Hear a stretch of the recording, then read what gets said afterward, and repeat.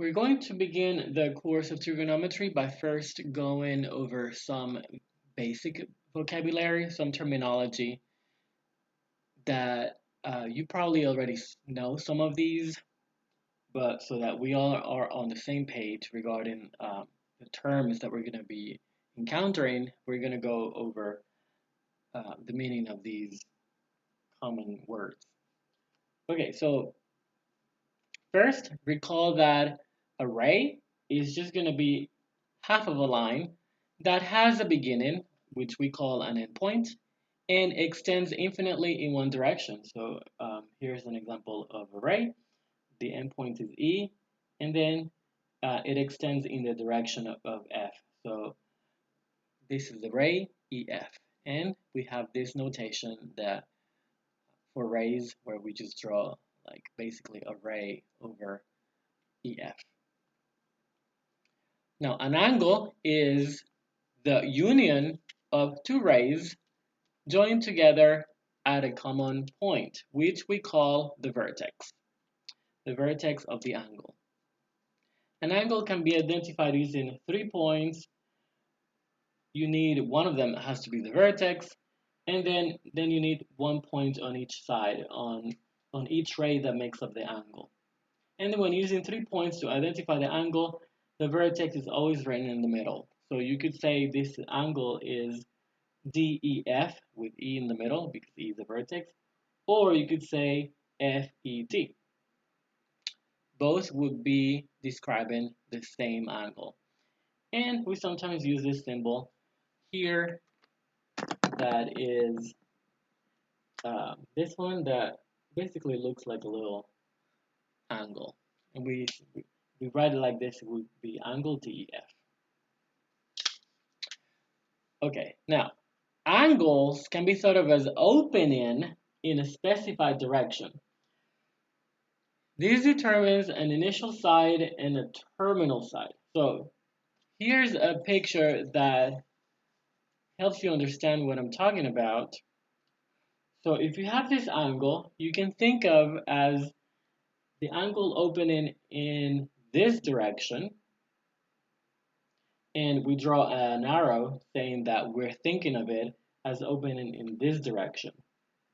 So initially you begin by imagining that both rays are one on top of the other, so they're on top of each other, and then you take one of those rays and you rotate it in whatever direction you want, or in the specified direction, until you reach its final resting place.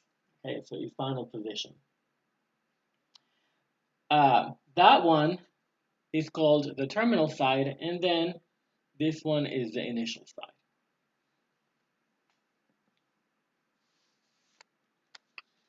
All right. Now, angles can be measured. Angles can be measured. And there's two ways of measuring angles. When you measure an angle, basically what you're measuring is the amount of rotation that is happening, such as in here, right? Because we're imagining the terminal side rotating until it reaches its final position. So a measurement of an angle is measuring that rotation, the amount of rotation, from the initial side to the terminal side. And there's two ways of measuring angles that we will be talking about in this class. One is using degrees, and the other way is using radians. And they're both used a lot. When you're talking about very specific situations, it is often the case, like examples for situations like in what's the word, architecture. In that case, they use degrees a lot, and surveyors use degrees. But in other areas of applications, we use radians, especially in calculus, because the formulas don't hold. The formulas are not really true if you don't use radians. But you have to become familiar with both because they're both used often. It just depends on what you're doing, the context that you want. You're going to prefer one over the other. Okay, so the first one is degrees. And what is a degree? Well, a degree is a fraction of a complete rotation. And what fraction it is? It is 1 over 360. It is 1 over 360 of a complete circular rotation. So you imagine a circle, you imagine a circle, and you slice it like if it was a pizza into 360 parts. And one of those parts, the amount of rotation that you can see from one of those parts, that will be 1 degree. So that means then that a full circle or a full rotation is going to be 360, because if 1 degree is 1 over 360, then you need 360 of them to get the whole rotation, the complete circular rotation. Okay, so that's going to be one thing that we need to remember, and that might be a detail you already learned in geometry or in high school. So one full rotation is 360 degrees. One important thing that I need to point out is that an angle that is measured using degrees always, absolutely always, needs to include the word degrees after the number. Or, if you're not using the degrees, the word degrees, you should use the symbol for degrees, which is a little circle. Right? You always need to include either the word or the degree symbol. You cannot forget it, because if you forget it, then the person reading is going to interpret that as meaning that you're using the other type of measurement, which is radians. Okay, so for example, if you're talking about 10 degrees, you can either write the word 10 degrees or 10 in the little circle, the symbol for degrees.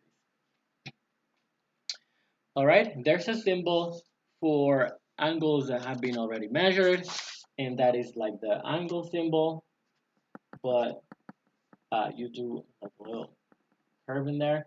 That's when you already know the angle. So for example, I can say that angle DEF is 10 degrees or whatever. So you use this when you're actually going to say what the measurement is. If you're not going to talk about what the measurement of the angle is, then you just use this one. Okay, so I wrote here as an example 50 degrees. In math and pretty much any other application where we use angles, engineering and physics, we use Greek letters a lot. We use Greek letters very often for denoting angles. The Greek letters, such as theta, are often used as variables to denote the measure of an angle. So you will see something like this often. You have an angle and you use a Greek letter to denote that measurement right there.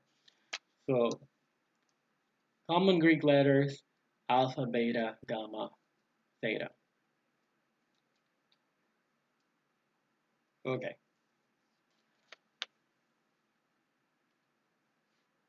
In order to do math on angles, it is very convenient to imagine the angles being drawn on the xy plane. And the reason is because if you imagine the angle as being on the xy plane, then you can use coordinates. And then with those coordinates, which are just numbers, you can do math.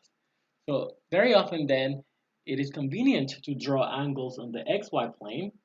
And we normally, by convention, place the vertex at the origin. Okay? We place the vertex at the origin. In the initial side, we're going to place it on the positive x-axis. Okay, so the initial side is always going to be pointing, and we're going to try to draw it that way most of the time. The initial side to be pointing in the positive direction of the x-axis. If you draw an angle that way, then we're going to say that the angle is drawn in standard position. Right? An angle drawn this way is said to be in standard position. And if it is not, if it doesn't have its initial side on the positive x-axis, but it's drawn somewhere else on the plane, then it is in non-standard position. Okay. Now, when you draw an angle in standard position, there's two ways in which you can rotate the terminal side. So the terminal side can rotate in this direction. Okay, that direction. That would be the counterclockwise, or the terminal side can rotate in this direction, and that would be clockwise, just like a clock, right? In this direction. Okay, when it is rotating counterclockwise, we say that the angle is positive. So counterclockwise is regarded as the positive direction or the positive orientation of the angle. When the rotation is happening in the other direction or the clockwise direction, then we say that the angle is a negative angle. Or the rotation is happening in the negative direction.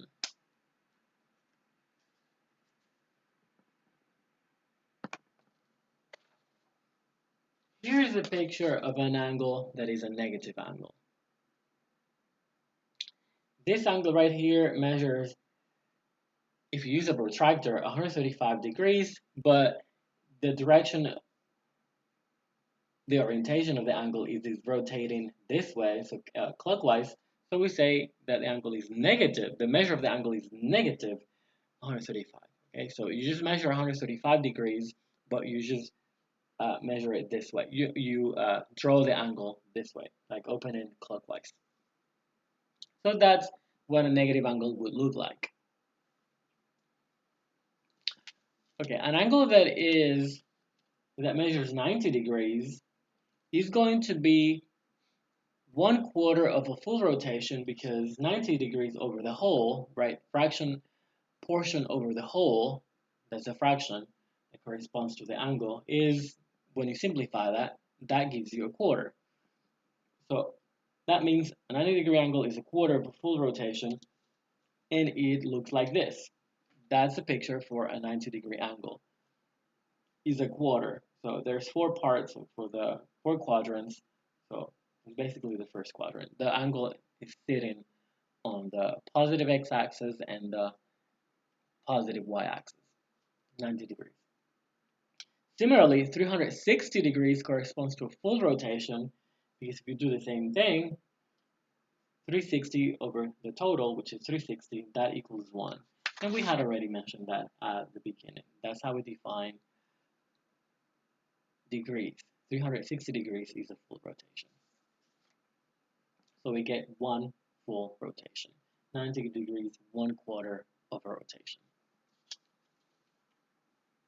Okay, when you draw an angle of 360 degrees, the terminal side and the initial side coincide. So the terminal side is right on top of the initial side.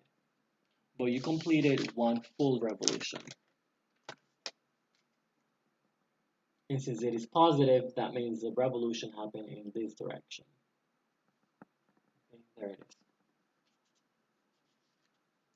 If it had been negative 360 degrees, then you would have moved in this direction, in the clockwise direction. There are some angles that occur fairly often, or fairly common, that are fairly common, and we call these angles special angles.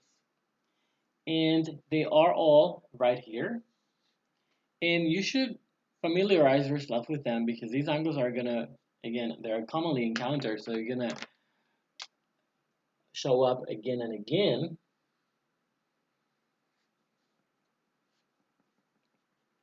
And these are the angles.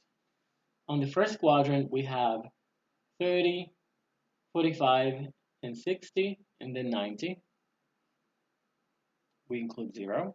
So including the x-axis and the y-axis, it would be 0, 30, 45, 60, and 90. And then you have all these other ones that are also special angles, but those are you see the most important ones are the ones in the first quadrant, because if you look at this picture carefully, all the other ones in this quadrant and in that quadrant and in that quadrant are just reflections of the angles in the first quadrant. And they're also multiples of these angles. So for example, 120 is a multiple of 60, is 2 times 60, and it is also a reflection of 60. 150 is a multiple of 30, namely 5 times. 30 times 5 is 150, and it is also a reflection of 30. Okay, and 135 is a reflection of 45 through the y-axis, like a mirror, and it is also a multiple of 45. It is 3 times 45. 45 times 3 is 135. And the same thing holds with all the other angles. Okay, they are just, you can locate them by just considering reflections of these ones or multiples. So really the really main ones are the ones in the first quadrant. But all of them are called special angles.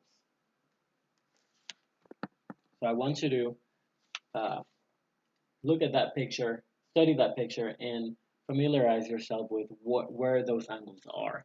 So if I say 120 degrees, then you can have a mental picture of that and know that it's in the second quadrant.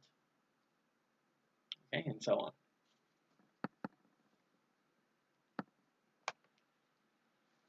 Now let's talk about radians, which is the other way of measuring angles. So what is a radian measure? The radian measure of an angle is just going to be the quotient or the division or the ratio of the length of the arc subtended by the angle. Subtended is like, you can imagine that like being enclosed by the angle, to the radius of the circle. Okay, so that sounded a little bit complicated. So what are we talking about? So I'm going to draw here a picture real quick. Imagine that that's a circle. My circle is a little bit crooked, but okay. And you have an angle. Okay, the vertex of the angle is the center of the circle.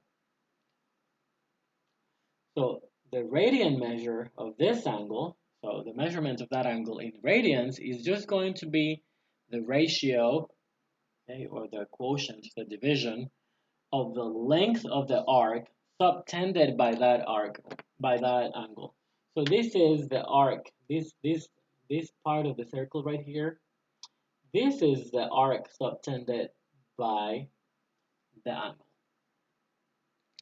And you're going to take that length, okay, so whatever that length is, you can imagine that as being like a string, and then you can stretch it and measure it with a ruler. Okay, so whatever that length is, and you take that length and you divide it by the radius of the circle. So I'm going to use R for radius. And it is common to use S for the length of an arc. So I'm going to use S for that arc, and then R for the radius. That means the measurement of that angle is S over R. That is the measurement of that angle in radians. So if I call that theta, theta is precisely the length of that arc that the angle subtends divided by the radius of the circle. So that's how radians are defined.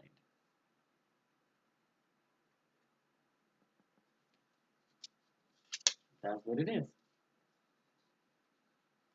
Sounds a little bit complicated at the beginning, but once you start using them, you get familiar with them, and they're not complicated anymore. All right, so note that in the special case in which the radius is 1, then the theta is actually the same, because when you divide by 1, it doesn't do anything. The theta would be precisely the same as the arc length, as the length of this arc. So that means when the radius is 1, and this is a very important case because in trigonometry, a lot of the time that we deal with circles, the radius is 1. We actually call those type of circles a unit circle.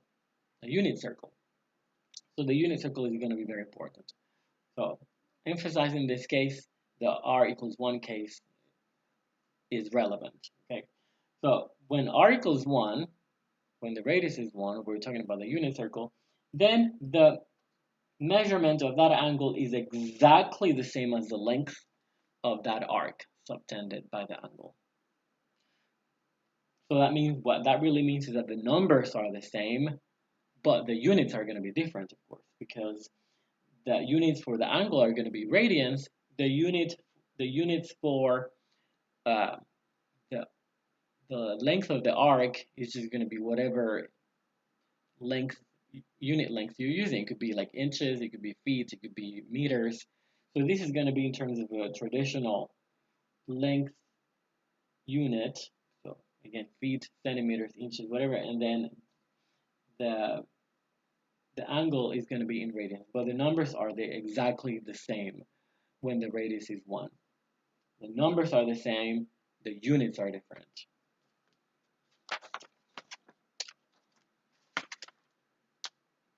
So in a particular case of circle radius 1, the radial measure of an angle is exactly the same as the length of the arc that it subtends, but just the units are different. Radians for the angle, and then whatever unit of length is being used for the circle, for the radius. Okay, the arc traced by a full rotation corresponds to the entire circle. And recall that the length of a circle, full circle, which is really like just another way of saying the perimeter or the circumference, is given by this formula. The circumference equals 2 pi r. That's the formula you know from high school geometry. You're supposed to know it. I'm not giving you that formula. If we ever need it, you have to know it. So then, for a full circle, it's 2 pi r. So that means then that if I'm talking about a full circle, the radian measure of a full circle is s, but s is the whole thing, so that will be 2 pi r. So what happens then for a full circle, for a full rotation? What is theta for a full rotation? It's going to be the length of the full circle, which is 2 pi r, divided by r, because that's what the formula says. The r's cancel, so you get that the radian measure of a full circle is 2 pi. P is how you pronounce it in Greek, by the way. So 2 pi, and here it is. Let's highlight that. A full rotation corresponds to 2 pi radians. So now comparing, we have on the one hand, a full rotation is 360 degrees. On the other hand, a full rotation is 2 pi radians. So that means that 2 pi radians is exactly the same as 360 degrees. So full circle in radians is 2 pi. Full circle in degrees is 360. So these two are equal to each other. And if you simplify this by dividing both sides of this equation by 2, you get that pi radians is 180 degrees. 180 degrees. Now we're almost ready to begin our first example. So all of that was just vocabulary. Now we can do some math. But before we do that, there's something I need to remind you of. I already mentioned. When you're talking about degrees, you always have to include the word degrees or the symbol for degrees, because if you omit it, then traditionally that means that you're talking about radians. Okay, so the unit for radians is often omitted, and when we do include it, we often abbreviate it as rad. Okay, and this is why if an angle is measured in degrees, you may never omit the word degrees or the degree symbol. If you omit it, that means it will be interpreted as radians. Okay, so now let's do the first example. For the first two examples, examples 1 and 2, we just want to be able to convert between radians and degrees, these two different ways of measuring angles. And here is the key, knowing that pi radians is 180 degrees. These are basically just conversion problems. If you have ever done conversion problems before, these are just conversion problems. So this is how you do it. We want to, for this first example, the instructions are convert from degrees to radians. So for both of these, we're going to convert from degrees to radians. Okay, I like writing the word out, like spell it all out, or just write deg, because for this type of conversion, you want to cancel things, and I like being able to cancel, so I write it all out. So I write either degrees or deg abbreviation. All right, so here's how this works. You're just gonna memorize this, that pi radians is 180 degrees, and you're going to use that in the form of a fraction. You're gonna write it like this. You're gonna write it pi radians over 180 degrees, because pi radians equals 180 degrees. So you basically, I'm writing this equation like in the form of a fraction. Or you can write it like this, 180 degrees over pi radians. So which one are you going to use depends on in which direction you're going. Are you going from degrees to radians, or are you going from radians to degrees? If I'm going from degrees to radians, I want to use this one because I want the degrees units to cancel. So I'm going to write this equation right here, but with the degrees on bottom. So 180 degrees equals pi radians. Again, I'm writing it this way because I want the degrees to cancel. I need one on top, one on bottom. Now let's cancel them and simplify.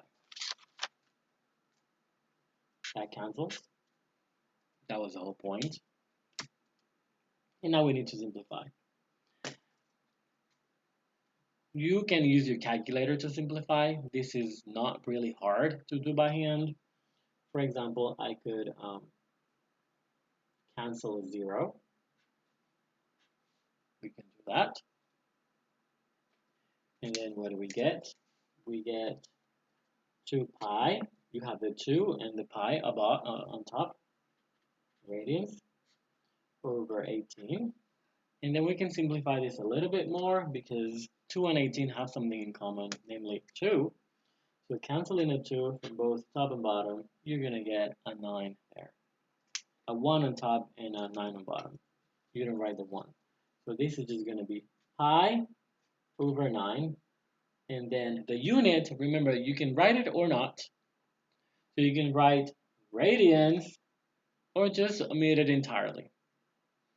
So the answer, then I'm going to omit it.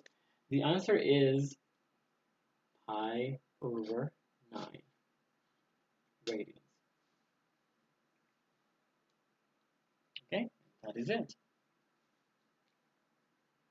Let's do another one. Let's convert 105 degrees to radians. Okay, so this is 105 degrees. I'm going to write the word out so I can cancel it. See the cancellation. And then I write this equation in the form of a fraction in such a way that the units that I don't want, that I want to get rid of, cancel. So that means I need to put the degrees on bottom. So we're going to put degrees on bottom. And what is the relation between degrees and radians? 180 degrees is pi radians. Okay, and now we just simplify and we're done. Degrees cancel. And now it is not so easy to simplify this, but it's not too hard either. Now you can keep writing the word radian or just omit it. But to simplify that, you see 5 is a common number. So 5 is a common factor to both. So we can divide both top and bottom by 5. Okay, so let's put this in our calculator real quick to figure that out. 105 divided by 5, that's 21. So we get 21. 21 pi over, and then 180 divided by 5, that's 36. And actually, it turns out that's not really simplified all the way because we can now divide by 3. Okay, so here we divide it by 5, you get 21, and that was 36. We can cancel again. We can divide by 3, so if you do divide by 3, you get 7. And here, 12 divided by 3, 36 divided by 3 is 12. So now this is 7 pi over 12. And now that is the final answer.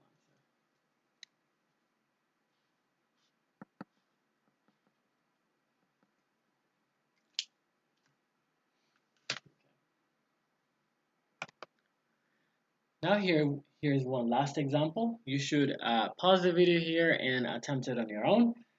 Convert 30 degrees to radians.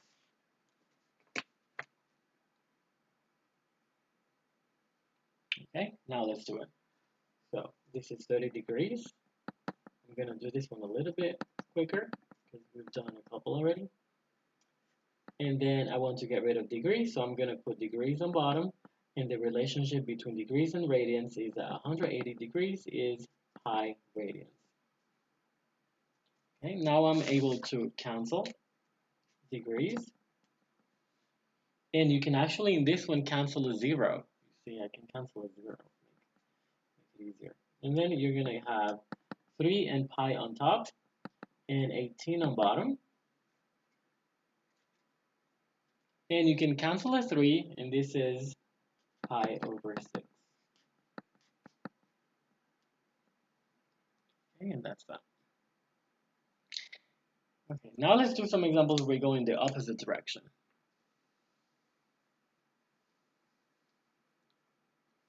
Going in the opposite direction is exactly the same.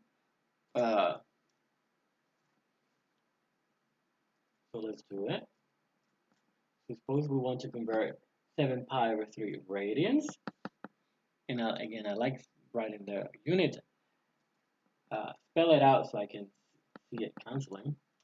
But now we're going to multiply by the same fraction, but I want to write the fraction upside down because now I need radians on bottom because I want to cancel the radians. And what is their relationship? The relationship is that pi radians is 180 degrees. And that was the only difference. Okay? Now you can cancel the radians and see what else you can do to simplify. In this case, we can cancel the pi. And what do we have? 7 times 180 over 3. We can simplify that even more, actually, because you can divide, you can cancel a 3. Let's cancel a 3, that would be a 1 here. And 180 divided by 3 is 60. So now that would be 7 times 60, which is 420 degrees. Don't forget that word or symbol. So 420 degrees.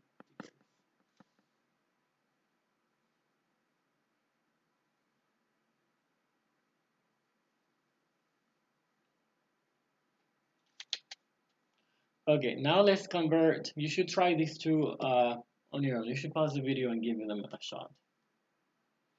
It really is the same way, but the fraction is just inverted so that the radians cancel. Okay, so let's do it. So 3 radians. Now the conversion factor is this fraction. Pi radians on bottom. I need the radians on bottom so they cancel. And 180 degrees on top. Now let's simplify. You can cancel radians. And then what do we have on top? We have 3 times 180. Let me check what that is. 3 times 180. That's 540 degrees over pi, because the pi doesn't get cancelled. The pi stays there, and that is the answer. Generally speaking, you should not round. So I'm not going to put this in the calculator to round it. If they ask you to round it, then you put in the calculator and round to however many decimals. Otherwise, leave it in terms of pi. It is more common to leave things in terms of pi, unless they ask you, okay, to round it. All right, and the last one, let's convert this to degrees. Okay, so this would be 13 pi